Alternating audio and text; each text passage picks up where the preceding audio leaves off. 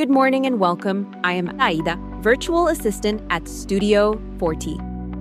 Today I'm sharing an important update on Jure Sanguinis, or the right to Italian citizenship by descent.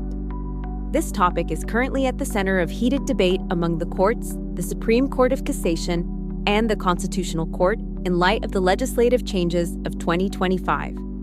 Several specialized sections in Bologna, Rome, Milan, and Florence had raised questions about the constitutionality of Law 91 of 1992, arguing that mere blood ties without any concrete connection to Italy would reduce citizenship to an abstract status, devoid of substance and proximity.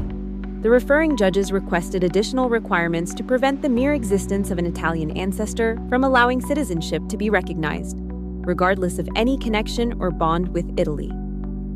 Meanwhile, Legislative Decree 36 of March 28, 2025, later converted into Law 74 of 2025, introduced new requirements for the recognition of lineage, such as generational limits and the requirement of legal and continuous residence in Italy for minor children. However, on July 31, 2025, the Constitutional Court, with ruling number 142, declared the appeals raised by the courts inadmissible or unfounded.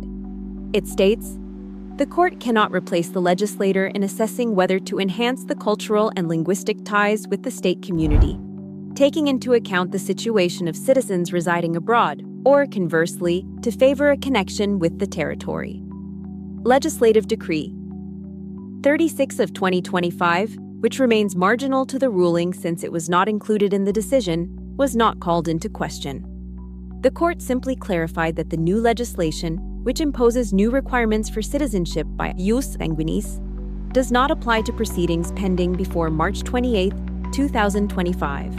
Therefore, those who applied before that date can continue to rely on the previous rules, while those who applied after March 28, 2025 are subject to more stringent restrictions, such as a generation limit, the requirement for an ancestor to reside in Italy, and so on. But even more radical developments are expected.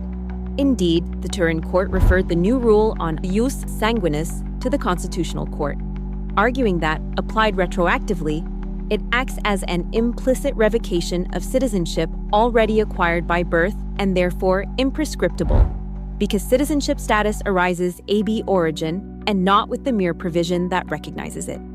If the Constitutional Court were to accept these concerns, two highly impactful outcomes could emerge. The first is the halt to retroactivity, which prevents the 2025 reform from ex post canceling the rights of foreign-born citizens with other citizenship. The second is the introduction of a reasonable transitional period, i.e., an intertemporal mechanism for submitting applications in line with the European Union principles of proportionality and protection of EU citizenship status. This would effectively reopen access for many descendants who were unable to submit an application before March 27, 2025, reaffirming that proof of transmission is sufficient and that citizenship by birth is not lost retroactively. In short, the right to citizenship by descent remains intact for those who acted promptly. New fronts of discussion remain, but it seems clear.